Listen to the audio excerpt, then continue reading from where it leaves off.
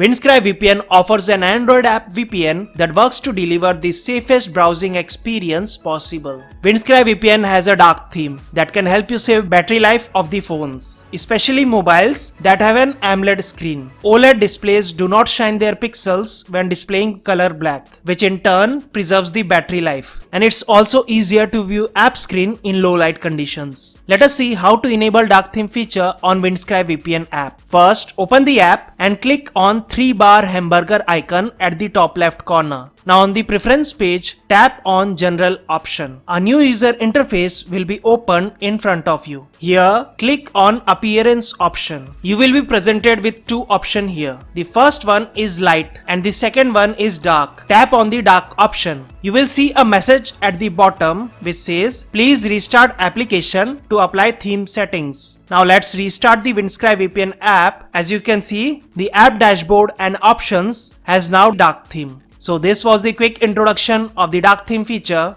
on Windscribe VPN Android app. If you like this video, then consider subscribing to our YouTube channel for future updates about useful videos. I hope this video was helpful to you, so share this video with friends.